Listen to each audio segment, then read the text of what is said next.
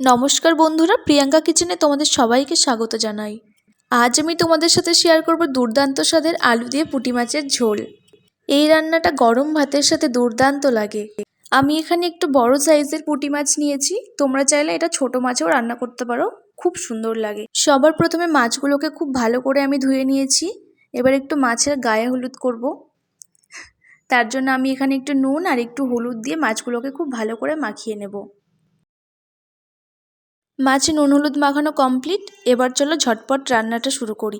তার জন্য প্রথমেই একটা কড়াই বসিয়ে নিয়েছি, তাতে দিয়ে দিলাম পরিমাণ মতো তেল। তেলটা ভালো করে গরম হয়ে আসা পর্যন্ত একটু অপেক্ষা করব। তেলটা ভালো করে গরম হয়ে গেছে, এবার আমি এক এক করে মাছগুলোকে দিয়ে দেব। মাছগুলোকে খুব ভালো করে একটু লাল লাল করে ভেজে নেব। মাছগুলোকে খুব সাবধানে উল্টাবো যাতে ভেঙে না যায়, আর মাছগুলোকে একটু কড়া করেই ভাজবো। এই রান্নাটাতে আমাদের মাছ ভাজতে যেটুকু দেরি, বাকি রান্না খুব তাড়াতাড়ি হয়ে যাবে। মাছগুলো ভাজা হয়ে গেলে এবার আমি একটা জায়গায় তুলে নেব। এবার চলো একটা মশলা তৈরি করে নিয়েছি একটু আদা আর 4 থেকে 5 কোয়া মতন রসুন, কয়েকটা কাঁচা লঙ্কা, আর নেব 4টে শুকনো লঙ্কা, আর অর্ধেক টমেটো, আর নেব একটু জিরে, গোটা জিরে। এবার এটাকে সামান্য একটু জল দিয়ে একটা পেস্ট তৈরি করে নেব। মশলাটা রেডি হয়ে গেল। এবার বাকি যে মাছগুলো কড়াইয়ে দিয়েছিলাম সেগুলো ভাজা হয়ে গেছে, এবার সেগুলোকেও তুলে নেব। সব মাছগুলো ভেজে তুলে নিয়েছি। ভাজা মাছ দেখতে যেমন সুন্দর লাগে, পুঁটি মাছ ভাজা কিন্তু তার থেকেও অনেক বেশি খেতে ভালো লাগে। তোমাদের কার কার ভালো লাগে কমেন্টে জানিও। আর আমি এখানে আলু দিয়ে আজকে ঝোল করব, তো আমি আলুগুলোকে লম্বা লম্বা করে কেটে ধুয়ে রেখেছিলাম। ওই মাছ ভাজার তেলেই আমি আলুগুলোকে দিয়ে দিলাম। এবার আলুগুলোকেও একটু লাল লাল করে ভেজে নেব। দেখো আলুগুলোকেও খুব ভালো করে ভেজে নিয়েছি। এবার আমি আলুগুলোকেও একটা জায়গায় তুলে নেব। এবার আমি ওই তেলের মধ্যেই আরও কিছুটা পরিমাণ তেল দিয়ে তাতে ফোড়নে দেব গোটা জিরে, একটা শুকনো লঙ্কা আর একটা তেজপাতা।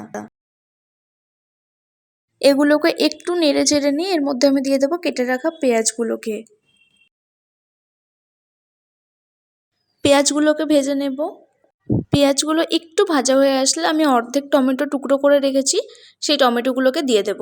এবার টমেটোগুলোকে দিয়ে আমি আরও বেশ কিছুক্ষণ ভেজে নেব, যতক্ষণ না পেঁয়াজে একটা সুন্দর কালার আসছে।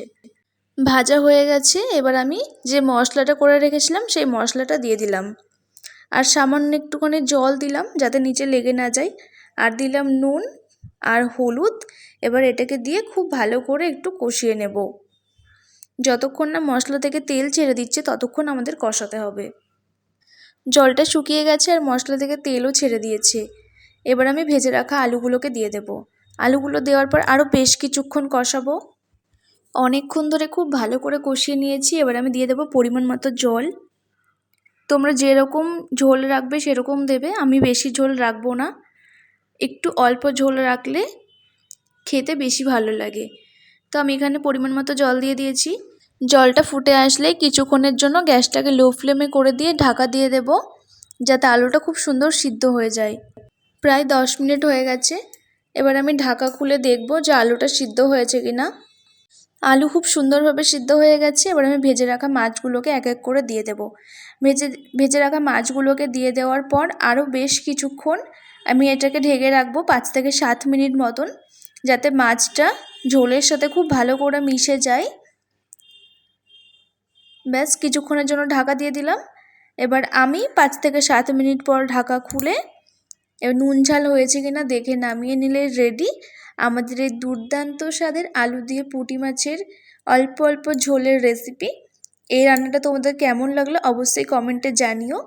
খেতে সত্যি বলছি দুর্দান্ত হয়েছিল। বাড়িতে একবার হলেও বানিয়ে খাও, তারপর কমেন্ট করে জানিও যে তোমাদের কেমন লাগলো।